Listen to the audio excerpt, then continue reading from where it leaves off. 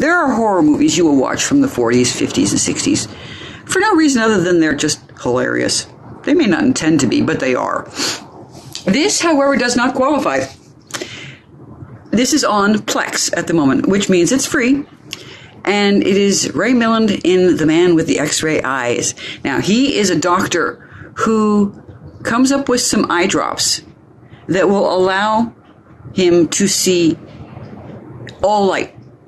Because much like many things, the old tale you used to hear that humans are only using 10% of their brain, even though that's actually a lie. In this, they say that humans are only seeing maybe 10% of all the light. There's all these spectrums that we can't see. He wants to see them. So he starts using these drops. And at first he discovers that it does amusing things, like he goes to a party and everybody seems naked. They aren't, but to him they are, and they might as well be. Then he starts being able to see inside the body. Well, that's interesting, isn't it? And he can't. There's Don Rickles in it, and he plays a guy. The doctor ends up in a carnival, basically pretending to be a mind reader because he can see through the clothes, see through someone's, an envelope or a wallet or whatever. And Don Rickles is the guy who introduces him and decides that he is a really handy person to have around because you can make a shit ton of money off of him, and puts him out as a healer. But he's not a healer, and he keeps saying, I'm not a healer. I cannot heal them. I can only see what's wrong.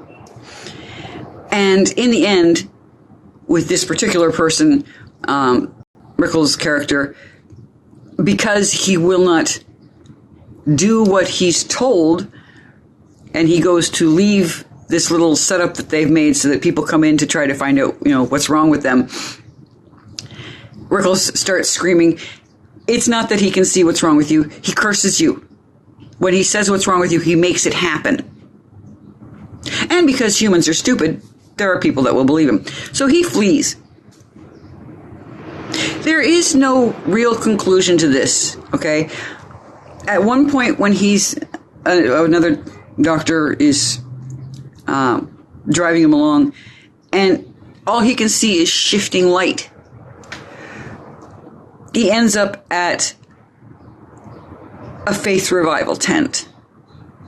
And this, I'm going to tell you this, it doesn't change the movie, okay? Knowing this particular part near the end does not change the film for you. It is still worth watching.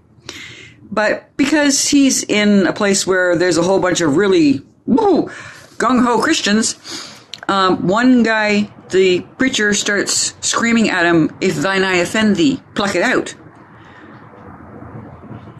And he does. Both of them.